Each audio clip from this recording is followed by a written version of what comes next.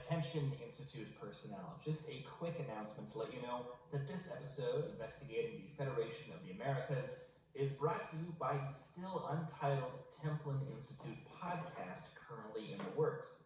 As a kind of companion piece to this investigation, we've released a very rough pilot for the Templin Institute podcast over on the Templin Archives. You'll find a link in the description.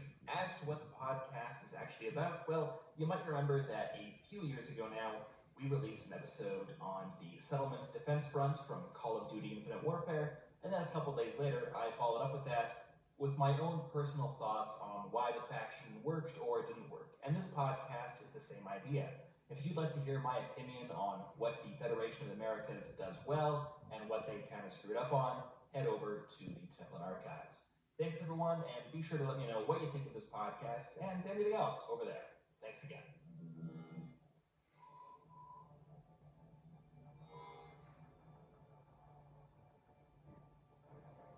Throughout the early decades of the 21st century, the return of the multipolar world seemed inevitable.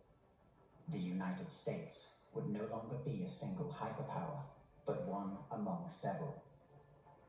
Potential rival superpowers included the People's Republic of China, the European Union, India, and a resurgent Russia.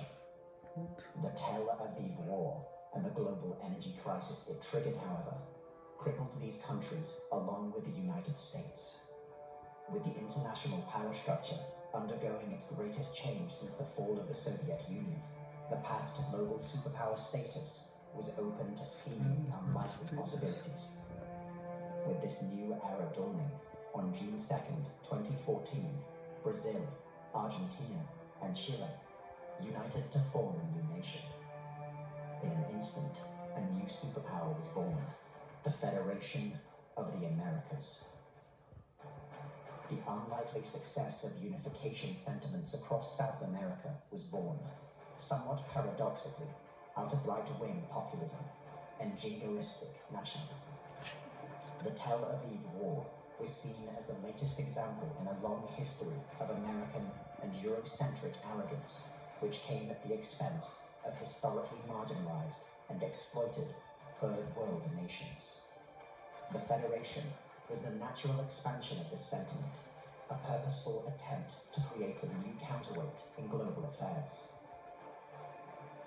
Echoing the Pan-American rhetoric of Simón Bolívar, the Federation pursued a foreign policy of aggressive expansion. Through both skillful diplomacy, the threat and use of economic and military force, and the simple idealistic belief in a united South America, the Federation eventually came to encompass the entire continent. The legitimacy of this consolidation varied from nation to nation. While every former nation within the Federation is granted the status of member state, many are seen internationally as occupied territories. The prominence of authoritarian governments and policies across its founding nations continued into the Federation itself.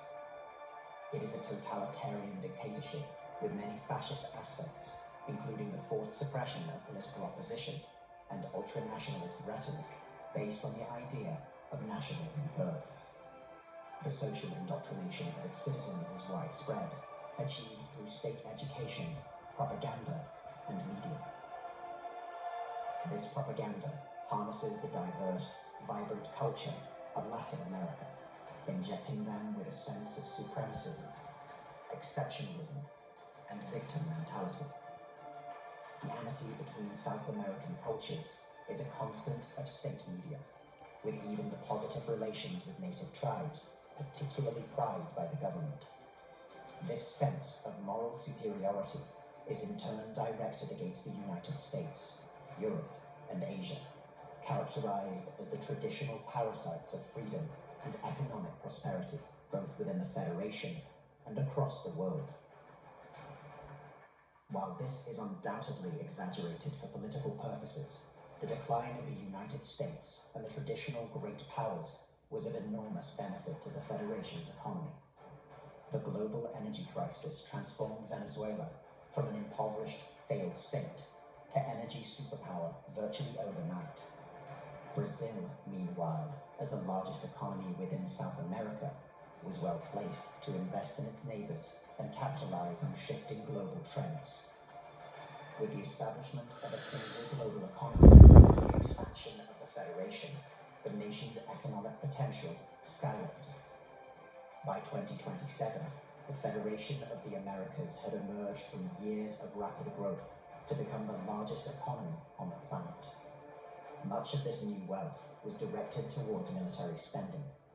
The Federation Army, Navy, and Air Force, the three primary branches of the nation, had imported much of their hardware from overseas.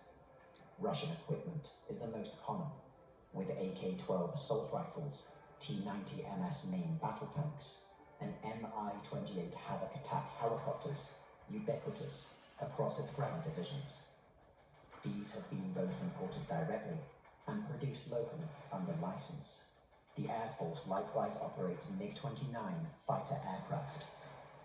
However, Western equipment is also found across its branches, with F-15 fighter aircraft and Arleigh Burke-class destroyers in its air and naval forces. The irregularity between its military equipment and the problems this poses in terms of training and maintenance is offset by the cheap cost at which these items can be obtained. Even so, their use is purely as a stopgap measure until indigenous production can meet the demands of the Federation military. Early efforts by South American defense contractors, namely Industrias Surenas, have resulted in the X-08 Selva Tiger main battle tank and the Aegis-class destroyer, a modification of the Arleigh Burke class intended to incorporate designs reverse-engineered from American littoral combat ships.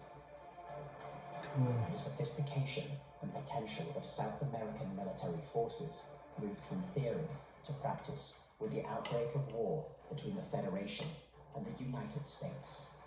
This open conflict materialized out of years of growing tensions between the two powers, which reached their breaking point in the attempted invasion of Caracas by the United States in 2015. While the invasion ended in a tentative armistice, it energized the Federation's population with anti-American sentiments. In 2017, the truce was broken when the United States' own Orbital Defense Initiative was hijacked by Federation agents. A series of kinetic weapons were launched at American cities, turning parts of Southern California, Texas, New Mexico, Arizona, Nevada, Louisiana, and Florida into a devastated no-man's land. This preemptive strike resulted in the deaths of 27 million Americans and was quickly followed by an enormous land invasion through Mexico.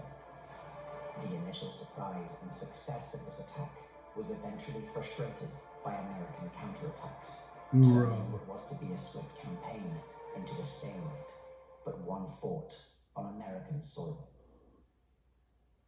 Incursions into Federation territory, most notably by an unknown amalgamation of American Special Forces units, successfully prevented the salvaged remains of Odin from being restored, but the stalemate remains. The Federation has been denied its critical strike, and the United States granted the time it needs to rebuild and rearm. But above all, the Federation has displayed the uncanny ability to mobilize its population around seemingly impossible goals and turn the weapons of their enemies against them.